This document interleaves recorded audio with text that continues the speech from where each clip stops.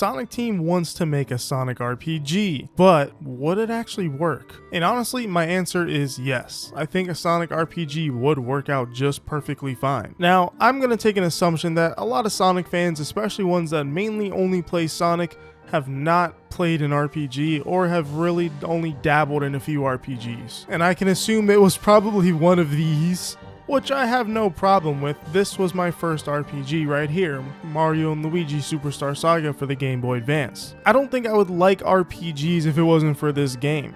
I've played so many over the years now, and I think this game really was the starting point for me.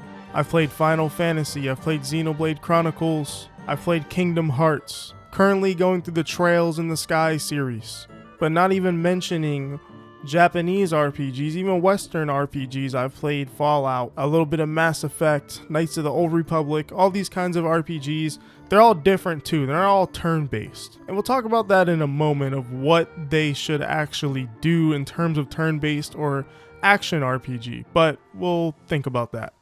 But yes, there's all of these great games for Sonic Team to learn from and to make their own RPG. And as a lot of you may know, there already is a Sonic RPG that exists, and that game is Sonic Chronicles: The Dark Brotherhood for the Nintendo DS. Now, I have never beaten this game, I have only played a little bit of it, and honestly, I don't even hate it like that. There's some weird charm to that game, but I won't say it's a good game. I think the story and stuff and the character writing is actually pretty interesting. But overall, the way that game was handled was definitely not something I wanted as a kid, or not something I'd even want to play now as a Sonic RPG. I definitely expected more. But the big thing about that game is it wasn't even developed by Sonic Team. It was made by BioWare, who created Star Wars, Knights of the Old Republic, and the Mass Effect games, as well as Dragon Age. BioWare was a really big deal for Western RPGs. I'd say they kind of feel less of a big deal nowadays because of their quality of games have not been hitting as hard as I want to say since Mass Effect 3. But I want to say back when Sonic Chronicles was created, BioWare was definitely within their prime in terms of making RPGs, so as to why Sonic Chronicles was the way it was is very puzzling. It definitely had some heart and soul put into the game, not the music though, that's for sure.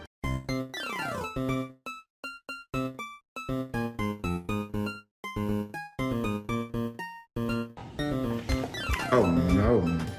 But overall, it just didn't land, and it didn't actually have the vision I think people really wanted it to be. So fast forward to 2024, the head of Sonic Team, Takashi Iizuka, in an interview stated that he would love to make a Sonic RPG before he retires. And that's something he really hopes to do and gets the go-ahead to do. And if I'm being honest, I think he'll get the go-ahead to do it. I think it would be a great idea, as long as they just don't cheap out on it. So with that said, that's some very exciting news I want to say. It's not confirmed to be in development or anything, but it most likely will be, I would say, within the next 10 years if they really want to do that. So a lot of people are probably wondering, how would a Sonic RPG work? Well, I'll tell you. First and foremost, this is a RPG, so story or characters need to be very prominent and written very well, and I obviously see Ian Flynn being on the game for writing. I know some people don't like Ian Flynn, but if we're making a Sonic RPG, would you rather have Pontac and Graf, or would you have Ian Flynn, who can actually make a compelling story that chains together and not just jokes? So yeah, that's something where I see Ian Flynn coming in to write the story, or at least translate it and help make it alongside with the Japanese writers. As for the story and tone, Sonic Team needs to dial into their whole shonen-esque type thing, where Sonic fights giant robots or monsters or whatever. Sonic Unleashed style, Sonic and the Black Knight, Sonic and the Secret Ring style and type writing. They need to lean into that, but like tenfold. That will 100% be the slam dunk that is needed within Sonic stories. For some reason, Sonic Frontiers is a really well written story. I wouldn't say it's like one of the best stories of all time or even within the franchise, but the sheer level of writing and character maturity and even dialogue, for the most part I would say, is pretty good. And they need to keep that energy but translate it into a long RPG. And speaking of how long, I think a Sonic RPG should be about like 35-40 hours long. Not too long, not too short. That's about the average length of a Mario RPG. But besides the length in the story, how should this game play? Well, first and foremost, if it's a Sonic RPG, it needs to feature one prominent thing about Sonic, which is the speed. Sonic Chronicles does not get the speed right, and it kind of makes sense why. It's a DS game where you drag Sonic across the field, and it's not really that fast, if I'm honest, and doesn't really have any real player interactivity, I should say. It's not heavy on like moving through the field and platforming or anything like that. I think for a Sonic RPG, he doesn't need to have the boost or anything like that, because then I feel like that will be counterintuitive, and the reason it'd be counterintuitive is depending on how the battle system is, it would be a nuisance, but I'll explain that in a moment. But my idea, slow Sonic down, make him around like Sonic Adventure 1, Adventure 2 type speed, where he's not super duper fast, but you can move fast enough through like the open world or open field or zone. Still include platforming challenges as well as speed challenges. But again, don't make Sonic too fast. And here's the reason.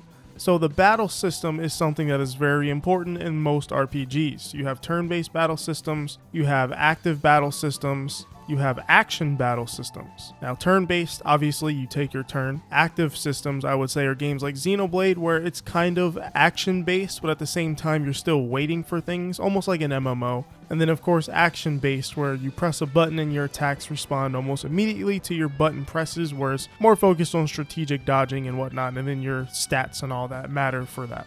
And out of those three, here's what I think a Sonic RPG should do.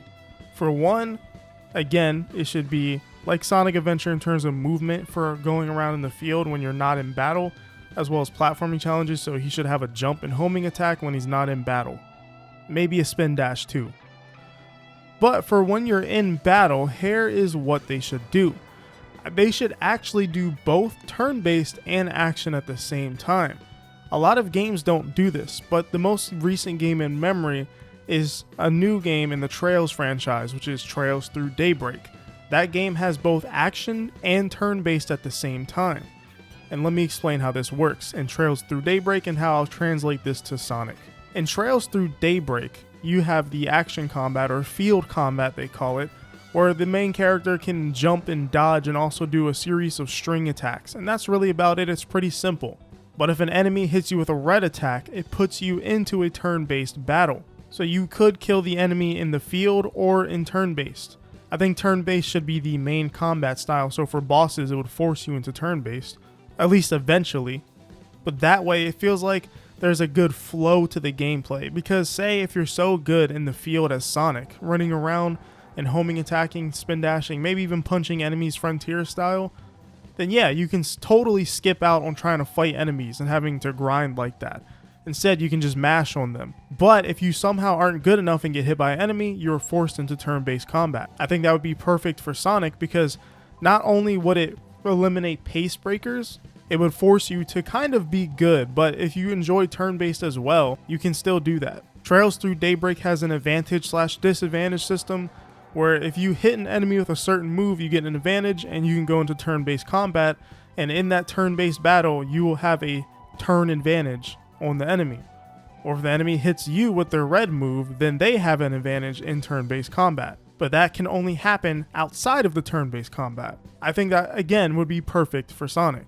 With that said, I think that Sonic's turn-based combat should obviously include all his flashy moves he can do, Sonic Boom, and his little flash kicks, tornadoes, all kinds of stuff. Even the stuff he had in Frontiers, which was crazy. They can do all sorts of things to make it super flashy and showcase Sonic's speed within that turn-based combat through the animation. That is the best way I think you can show Sonic speed in turn-based, is just have really good animation that really shows you the fluidity of Sonic and his movement while attacking enemies. That would be perfect. It would feel less like a pace breaker because you're just seeing how cool Sonic is. So I think the game should just be filled with tons and tons of Sonic's abilities. And not even just counting Sonic. Of course, you would have to have party members in that game. Tails, Knuckles, Shadow, Amy, etc. They would all have their own very cool moves that you can see through turn-based combat. And playing well outside of turn-based combat, and then playing well in the field, rewarding that turn-based combat, would just be a really great pace for a Sonic RPG, in my opinion. You get Sonic speed showcased through you directly controlling it, as well as through animation quality in his moveset. But yeah, that's a big reason I would want the battle system to be both turn-based and action, is you get to showcase Sonic's speed and animations and coolness both ways. And not only would this separate it from most RPGs and be a unique entry, well, I guess, besides games like Trails and other games like Atlus's Metaphor is also doing the same thing. And they're the creators of Persona, if you don't know that. Their newest game has action and turn-based as well. Again, not many games do it, and Sonic being a big household name, bigger than Trails and even Persona and Metaphor, I guess I should say, this would be a really big opportunity to showcase that to the RPG world and just gamers alike, that hey, you can have both in one game and it's Sonic. Like, that's kind of cool. It's almost the same kind of innovation as the Mario RPGs, where they added timed hits to almost all of the moves in the game. But that's how I think a Sonic RPG should play, and could Sega pull it off? And honestly, this may sound like a lot, but yes, they totally could. The main idea comes from Trails Through Daybreak, and the developer of that game is Falcom, and they don't have a lot of money. They're a very, very small budgeted company. A lot of people like to call them cheap Square Enix, except they're not actually cheap in terms of their game quality. Their game quality is very good, yet their games are so good and systems are so innovative and story so good. So if they can do that, Sega can definitely make a banger out of a Sonic RPG. All of these factors should be present. I don't think Sonic has to be a turn-based / action game at the same time, but all the other stuff I mentioned definitely needs to be present, I think, to make a good RPG at the very least. So we'll see. What do you guys think? What kind of Sonic RPG do you want? But hey, you know what they say.